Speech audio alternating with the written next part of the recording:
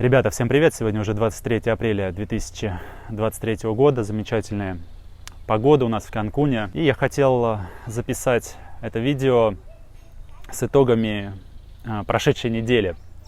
Я обещал рассказать о том, как закончилась моя эпопея с восстановлением зубов, с лечением моих зубов, которые я начинал еще в Перу, в Лиме.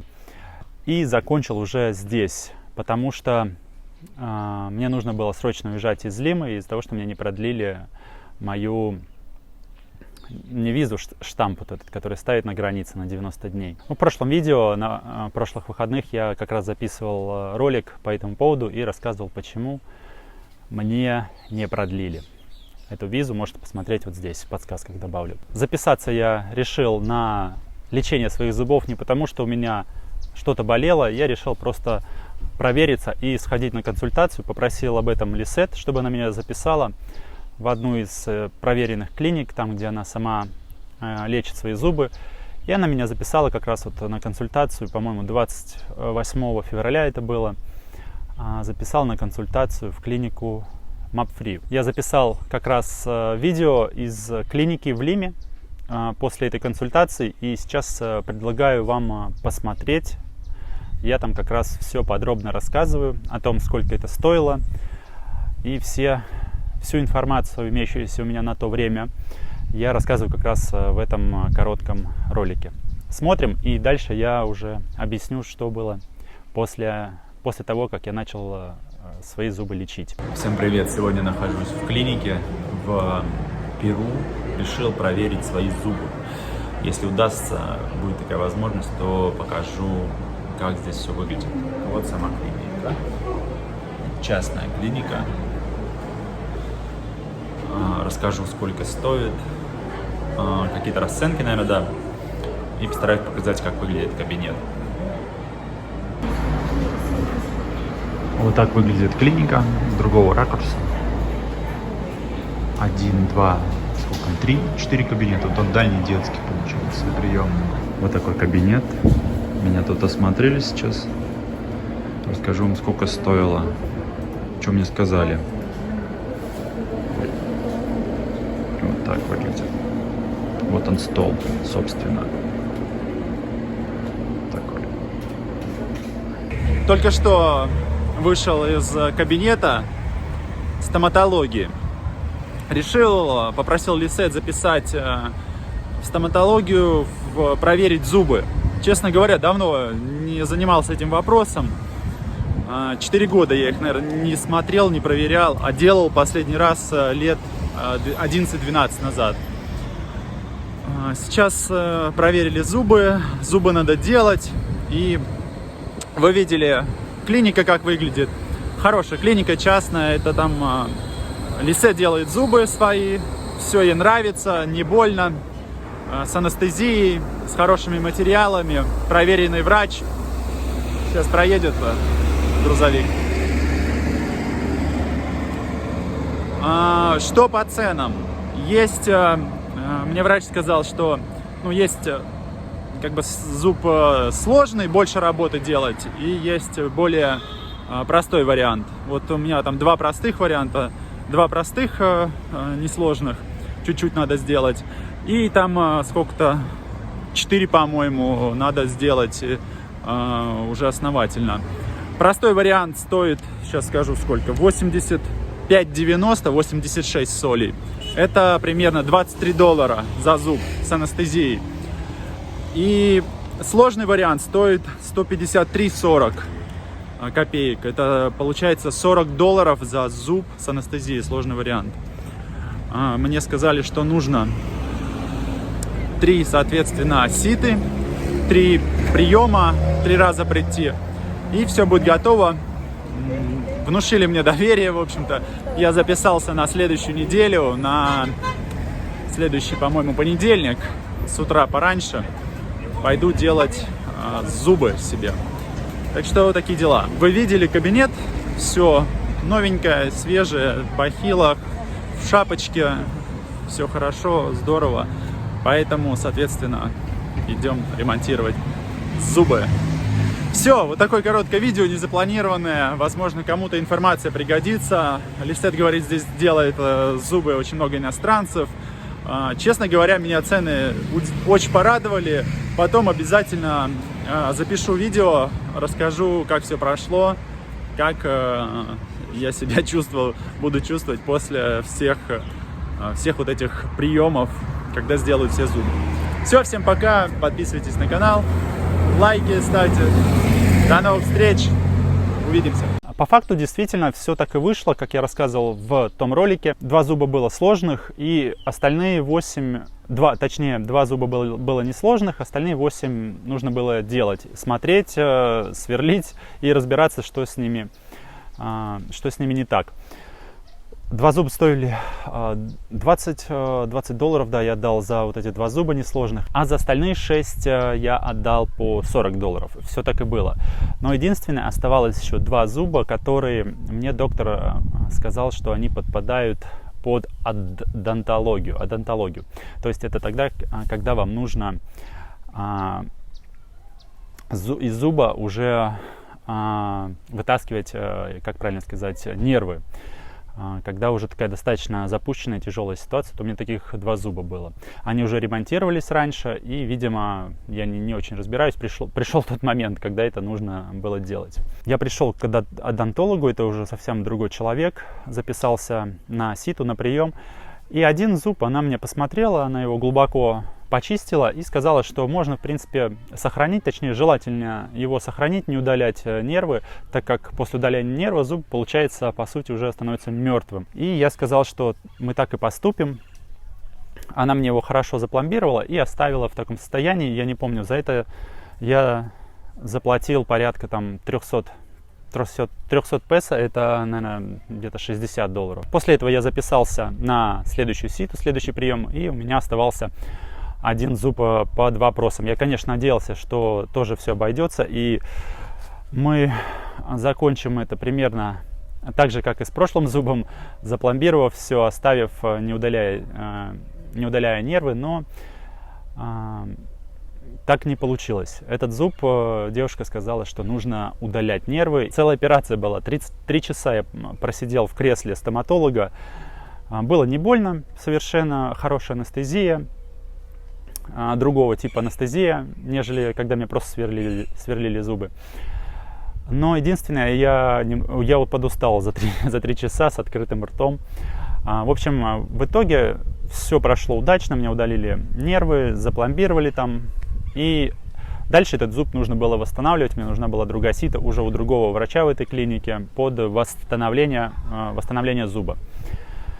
Эта операция 3-часовая мне обошлась в $200. Это было 700, я не помню, 730 или 760 песо. В районе $200. Конечно, тогда я подумал, что это немного дороговато. Я просто в гугле забил информацию, сколько стоит удаление нервов в Лиме, и он мне выдал, что от 500 песо и выше. В общем-то, сейчас можно проверить вот таким образом легко информацию, обманывают вас, хотят там обмануть или нет. Я подумал, что для этой клиники, хорошей частной клиники, наверное, это нормальная цена. И дальше, в общем-то, случилась вот эта как раз ситуация с миграцией, когда мне нужно было уезжать в Чили и возвращаться обратно. Я думал, все-таки мне поставят еще 90 дней, и я спокойно доделаю зубы. Я успел сходить на еще одну ситу как раз по поводу восстановления зуба. Мне предложили поставить коронку, металлокерамику. Это стоило бы в районе 1000 песо, по-моему, 980 песо, 1000 песо. Я сейчас не скажу, сколько это в долларах будет. Но я уже не мог этого сделать, потому что девушка говорила, что нужно примерно 3 ситы на это. А мне нужно было уже уезжать. И тогда я спешным образом начал писать в Фейсбуке, спрашивать вопросы о том, чтобы мне подсказали в Канкуне, в Мексике, русскоговорящего стоматолога, к которому я мог прийти и закончить эту процедуру. Я изначально хотел ехать в Пуэрто-Вальярте, посмотреть Тихоокеанское побережье. Мне этот город понравился по видео, по картинкам. Но подумал, что в связи с этой ситуацией лучше закончить зубы. И в Канкуне это сделать гораздо проще. Гораздо проще найти стоматолога хорошего, потому что здесь очень много русскоязычных людей, русскоязычного сервиса, информации. То есть вся информация, она здесь доступна. Почему мне нравится Канкун, что здесь любая информация, она у тебя уже есть. Тебе не нужно тратить на это время. То есть ты или задал вопрос, или на каком-то форуме прочитал. То есть вся информация по документам, по всему здесь очень легко находится. Поэтому я поехал в Канкун. Мне в большинстве своем люди подсказали одного человека, одну фамилию, и я записался на прием как раз к этому человеку, где мы, собственно, и обговорили все на консультации все условия. Мне понадобилось для лечения 2 ситы всего лишь. Клиника мне очень понравилась. Персонал, все улыбаются, приветливые. Там очень много иностранцев, американцев я видел, женщин уже такие в возрасте за 60. Лечат свои зубы. Приятная атмосфера, музыка. Сделали мне как раз за 2 ситы. Первую ситу мне восстановили зуб под коронку. И коронку мне предложили поставить циркониевую.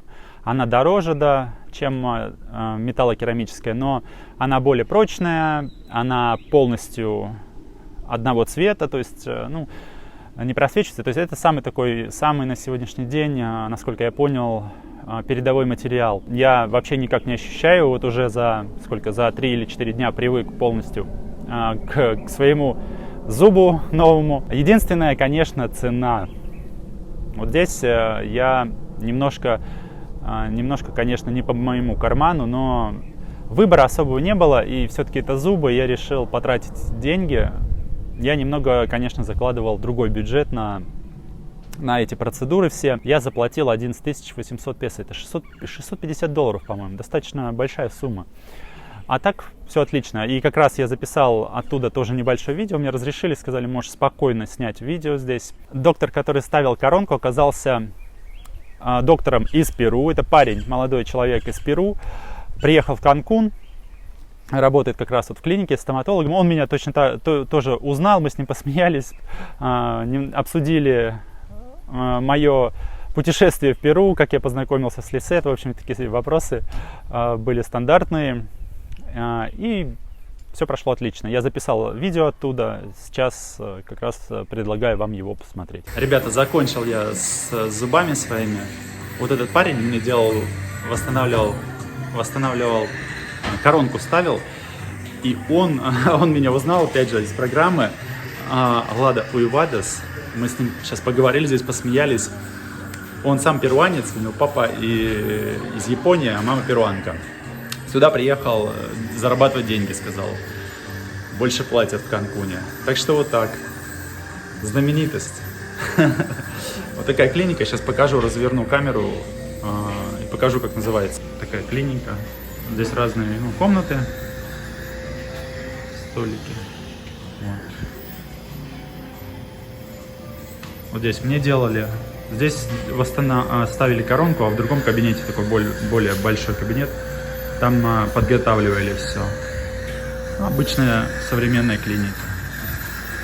И вот ресепшн. Вот название. Кто будет, смело обращайтесь, здесь много наших ребят делает себе зубы. Еще раз скажу, что клиника мне понравилась, вы и сами могли убедиться на видео. Все в Канкуне мне единогласно практически порекомендовали эту клинику Марка Штерна. Если вы боитесь ремонтировать зубы, лечить зубы, и для вас не столь принципиальна цена лечения, то смело можете обращаться в клинику Марка Штерна. С зубной темой мы разобрались, еще остается один единственный вопрос, который я сделал на этой неделе, закрыл. Это получение водительского удостоверения, мексиканского водительского удостоверения здесь в Канкуне. Сейчас расскажу, как мне удалось получить водительские права, как мне удалось сдать на водительские права здесь в Канкуне за 1 час. На самом деле, ребята, это было несложно. Я, естественно, подготовился перед сдачей на права, я почитал информацию, и в понедельник, с утра пораньше, вот как раз в этот понедельник, который прошел, закончился, я поехал в один из офисов ГАИ. Здесь их в Канкуне достаточно много, это не так, как у нас там в России, в СНГ, это какое-то здание отдельное большое. Здесь этот офис находился вообще в торговом центре, в таком не очень благополучном районе. Я остановил такси от своей резиденции Исла-Асуль. Я говорю, что такой-то район, такое-то место, торговый центр. Таксист говорит 200 песо. Я говорю, нет, 150. Но я знаю, сколько стоит такси, потому что я еще перед этим в Диди посмотрел, сколько будет стоить поездка. Там было 180. Я думаю, скажу 150, по-любому поеду дешевле. Сошлись на 160. И он говорит, начал таксист расспрашивать, почему ты едешь в тот район. Я говорю, у меня там встреча с другом. Он говорит, ты хорошо знаешь этого друга? Я говорю, да, хорошо. Я не стал говорить, что еду в ГАИ, потому что, здесь лучше об этом не рассказывать, потому что могут предлагать услуги какие-то. Я вот это не очень люблю. Просто уже сталкивался с этим, поэтому я стараюсь поменьше там с местными насчет каких-то своих дел общаться. И парень, этот таксист, сказал, что достаточно опасный район, и ему район этот не нравится. Я имею тоже представление о районах Канкуна, и это действительно так. Кстати, первый раз увидел, я даже до этого не знал, сколько прожил, уже 3-й раз в Канкуне, 7 месяцев до этого прожил. Не знал, что в Канкуне есть мототакси, как вот в Лиме, в Перу. Оказывается, в этом районе ездит такой же мототакси. Приезжаю в отделение ГАИ, захожу, говорю, меня там встречают сотрудники, там много людей стоит в очереди, ожидает. Говорю, что хочу получить водительское удостоверение канкуновское. Что мне для этого нужно? Мне, собственно, рассказали. Тебе нужна резиденция, потому что без резиденции вы не сможете сделать местное водительское удостоверение. Но оно вам и не нужно, потому что здесь можно ездить по своим правам свободно. Никогда никаких проблем у меня не было. Я до этого ездил. Сейчас решил получить местный, потому что у меня есть резиденция, и уже якобы по своим я ездить не могу. Хотя, по сути, я могу не говорить, если меня остановят, что у меня есть резиденция. Нужна резиденция, нужны водительское удостоверение ваше, и нужен счет за коммунальные услуги, за электричество, за последний месяц. Нужно было платить госпошлину, я платил госпошлину, сейчас здесь прикреплю, сколько стоит госпошлина на 2023 год официально. Затем минут через 20 буквально меня позвали сфотографироваться, проверить правильность заполнения личных данных. И минут через 10 уже были готовы водительские права, мои канкуновские водительские права. Водительское удостоверение мне сделали на 3 года, ровно на 3 года. Объясняю сейчас, почему на 3 года. У меня резиденция до 2026 года, до декабря. Водительская выдается на год, только на год. Если бы я спросил, почему мне не сделали до конца моей резиденции водительской, почему они не могут сделать. Они мне начали объяснять вот эту ситуацию. И если бы его продлили еще на год, то водительское должно было бы закончиться в 2027, в апреле. Но оно заканчивается 18 апреля 2026 года. Или 17, по-моему, если быть точнее. Дальше они говорят, когда у тебя закончится водительское удостоверение в 17 апреля 2026 года, тебе нужно получить временное водительское удостоверение, по которому ты можешь ездить до окончания своей резиденции. Оно как раз, временное водительское удостоверение, выдается по месяцам. Оно называется пермисо, разрешение.